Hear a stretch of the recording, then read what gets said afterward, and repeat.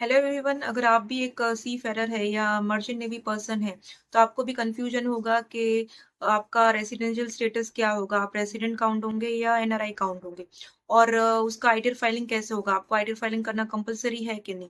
तो आज के इस वीडियो में हम लोग कंप्लीटली डिस्कस करेंगे कि जो भी सी फेरर पर्सन है, जो इंडियन मर्चेंट पर्सन है, जो मोस्टली शिप पे ही रहते हैं, उनका रेसिडेंशियल स्टेटस कैसे डिटरमाइन होगा और आईटीआर फाइलिंग करना उनको कंपलसरी है कि नहीं।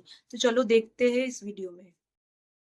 सबसे पहले हम लोग डिस्कस करते हैं कि जो इनकम टैक्स फाइलिंग है वो सी फेरर के लिए कैसे वर्कआउट करेगी। तो जैसे भी कि कोई एनआरआई रहता है, उनके लिए रेसिडेंशियल स्टेटस डिटरमाइन करने का जो इंडिया में रूल है, वही सेम रूल अपना सी फेरर के लिए भी एप्लीकेबल होगा। अगर कोई भी सी फेरर, अगर उसका इंडिया में स्टे 182 डेज से ज्यादा होता है तो वो resident and ordinary resident count होता है। तो उसकी जो भी ग्लोबल इनकम है, इंडिया में उसने जो अर्न की है या जो फॉरेन शिप वगैरह में अर्न किए, तो वो सब टैक्सेबल होगी। सिमिलर वे से अगर उसका जो स्टे है वो 182 डेज से कम होगा तो वो नॉन रेसिडेंट काउंट होगा, एंड उसकी जो जो भी उसने इनकम अर्न की आउटसाइड इंडिया, वो वो एग्जम्प्ट हो जाएगी। सिमिलर वे से अगर कोई कोई केसेस में जो सी फेरर है वो resident but not ordinary resident होते हैं, तो उनकी जो फॉरेन इनकम है वो एग्जम्प्ट हो जाती है।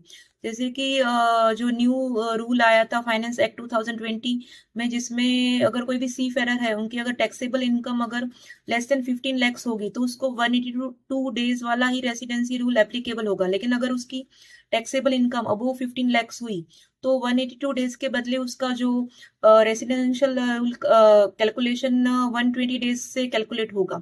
तो उस केस में वो resident but not ordinary resident count होगा, और उसकी जो भी फॉरेन इनकम है वो एग्जम्प्ट हो जाएगी। तो अगर कोई भी सी फेरर है जो साल में 15 लाख से ज्यादा कमा रहा है, तो 120 डेज के हिसाब से उसका रेसिडेंशियल काउंट होगा, एंड वो resident but not ordinary resident count होगा इंडिया में, और उसकी जो भी फॉरेन इनकम है वो एग्जम्प्ट काउंट हो जाएगी।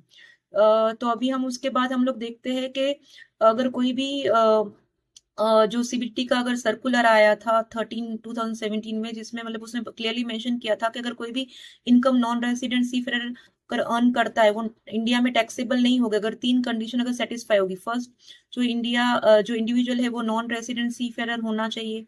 सेकंड, जो उनकी जो भी वो अर्न कर रहा है while serving on a foreign ship outside India, तो वो उसकी जो सर्विस है वो फॉरेन शिप में होनी चाहिए, और वो जो सर्विस वगैरह प्रोवाइड कर रहा है वो आउटसाइड इंडिया होनी चाहिए। थर्ड, उसकी जो भी सैलरी वगैरह आ रही है वो एनआरआई बैंक अकाउंट में आनी चाहिए।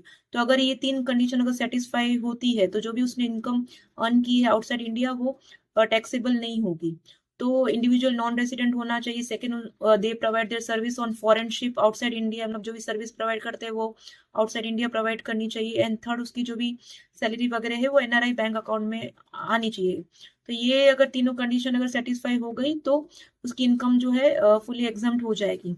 सिमिलर वे से जो मोस्ट इम्पॉर्टेंट जो चीज रहती है कि हम रेसिडेंशियल जो स्टेटस है हम लोग कैसे डिटरमाइन करें। तो रेसिडेंशियल स्टेटस डिटरमाइन करने के लिए बताया गया है कि आपको जो रेसिडेंशियल स्टेटस उनका डिटरमाइन करना है तो उसको कंटिन्यूस डिस्चार्ज सर्टिफिकेट के बेसिस पे कैलकुलेशन करने में आता है। जो भी पीरियड है बिटवीन जो साइन इन का एंड साइन ऑफ का ड्यूरिंग द उनका जो क्वालिफाई वो गेज में उन्होंने जो जिस टाइम पे वो अपना साइन इन करते हैं और साइन ऑफ करते हैं, तो उस पीरियड कैलकुलेट होता है रेसिडेंशियल स्टेटस डिटरमाइन करने के लिए। तो ये प्रॉपरली हेल्प करता है कि उनके रेसिडेंशियल स्टेटस इंडिया में उसका कितने दिन का है। तो डिस्चार्ज जो कंटिन्यूस डिस्चार्ज सर्टिफिकेट रहता है उसके बेस पे ही उसकी जो टैक्स लाइबिलिटी वगैरह है और उसका रेसिडेंशियल जो स्टेटस है वो डिटरमाइन करने में आता है। अभी हम देखते हैं कि अगर सी फेयर अगर नॉन रेसिडेंट होगा तो वो कौन कौन से अकाउंट मेंटेन कर सकता है। तो वो generally NRE account and NRO account है, वही दो मेंटेन कर सकता है। वो कोई भी प्रकार का सेविंग अकाउंट वगैरह मेंटेन नहीं कर सकता है, क्योंकि अगर ये दोनों अगर वो मेंटेन करेगा तो स्मूथली जो भी अपने फॉरेन इनकम और रेमिडीज को स्मूथली हैंडल कर पाएगा, और जो भी फेमा के रूल्स और रेगुलेशन है उसको भी प्रॉपरली कंप्लायंस कर पाएगा। अभी उसके बाद हम लोग देखते हैं कि जो भी जो भी अगर उसने जो भी इनकम वगैरह अर्न की है, तो वो उसको अगर एनआरआई जो है जो सी फेरर एनआरआई है, तो उसको इंडिया में आईटीआर फाइल करना जरूरी है कि नहीं। तो जनरली तो उसकी जो भी शिप से इनकम होती है वो एग्जाम्प्ट होती है, लेकिन अगर वो आईटीआर फाइल करेगा तो उसको ही ऐसा इनकम प्रूफ के लिए, और ऐसा अगर कहीं भी अगर लोन वगैरह लेनी रहेगी तो उसको मतलब वो हेल्पफुल रहेगा। सेकेंडली अगर कोई भी वीजा वगैरह प्रोसेसिंग करनी रहेगी तो उसके लिए भी हेल्पफुल रहेगा। और इन फ्यूचर में अगर मतलब कोई भी नोटिस या स्क्रूटिनी वगैरह ना है तो उसके लिए भी मतलब आईटीआर फाइलिंग करना जरूरी है। भले ही उसकी अगर इनकम जो है वो अगर एग्जाम्प्ट हो, लेकिन तो भी रिकमेंड है कि मतलब वो उसकी आईटीआर वगैरह जरूर फाइल करे। और काफी टाइम पे ऐसा होता है कि जो मतलब एग्जाम्प्ट इनकम जो रहती है, जैसे कि अगर उसको कोई भी फॉरेन शिप से सैलरी क्रेडिट हो रही है एनआरआई अकाउंट में, वो एग्जाम्प्ट तो होगी लेकिन उसकी रिपोर्टिंग करनी आईटीआर में अंडर एग्जाम्प्ट इनकम जरूरी है, अगर उसकी जो सैलरी है काफी ज्यादा हायर रेंज में। सिमिलर वे से अगर वो कोई भी इंटरेस्ट वगैरह अर्न करता है एनआरआई अकाउंट में और उसका भी अमाउंट अगर काफी ज्यादा है तो वो ऐसा एग्जाम्प्ट इनकम में उसको मतलब आईटीआर फाइल करके शो कर सकता है। भले ही उसको इनकम टैक्सेबल नहीं होगी लेकिन उसका फाइलिंग करना जरूरी है और उसको रिपोर्ट करना जरूरी है। उसके अलावा काफी सारे जो सी फेरर होते हैं उनकी एग्जाम्प्ट इनकम तो होती है, लेकिन उसके साथ साथ उनको उनकी दूसरी इनकम भी होती है। जैसे कि कभी कभी वो लोग शेयर्स वगैरह में भी डील करते हैं तो कैपिटल गेन भी वगैरह हो रहा होता है, या उनकी इंडिया में कोई भी प्रॉपर्टी रेंट पे दी हुई होती है तो रेंटल इनकम वगैरह भी होती है। तो ये सब केसेस में मतलब वो अपना आईटीआर वगैरह फाइल कर सकता है। अगर उसकी अपार्ट फ्रॉम अगर जो भी सैलरी वगैरह आ रही है उसके अलावा अगर उसकी कोई भी एडिशनल इनकम है तो वो इंडिया में अपना आईटीआर वगैरह फाइल कर सकता है।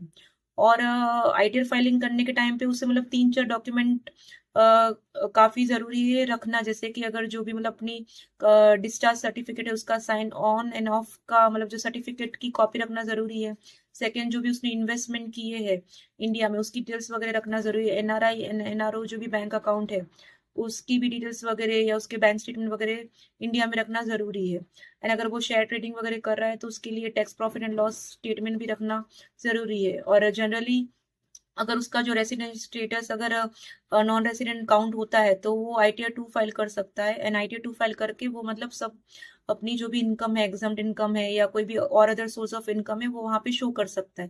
तो सिमिलर वे से जो भी जैसे हम लोग एनआरआई का ट्रीटमेंट करते हैं तो जो भी मतलब मर्चेंट नेवी वाले पर्सन है या जो भी सी फेयर है जो शिप में ही मोस्टली रहते हैं तो उनका भी जो ट्रीटमेंट है बेसिकली सेम ही होता है। सिर्फ हमें मतलब कंडीशंस वगैरह थोड़े ध्यान में रखनी जैसी है कि क्या क्या कंडीशन उनको अप्लाई होगी उनका रेसिडेंट स्टेटस डिटरमाइन करने के लिए। तो अगर आप भी अगर कोई सी फेरर है या अगर आपको भी अगर हमसे आईटीआर वगैरह फाइल करवाना है या हमारी कोई भी और सर्विस अवेल करनी है तो आप हमारे फॉर्म एनएस टैक्स कंसल्टेंसी को कांटेक्ट कर सकते हैं। Thank you.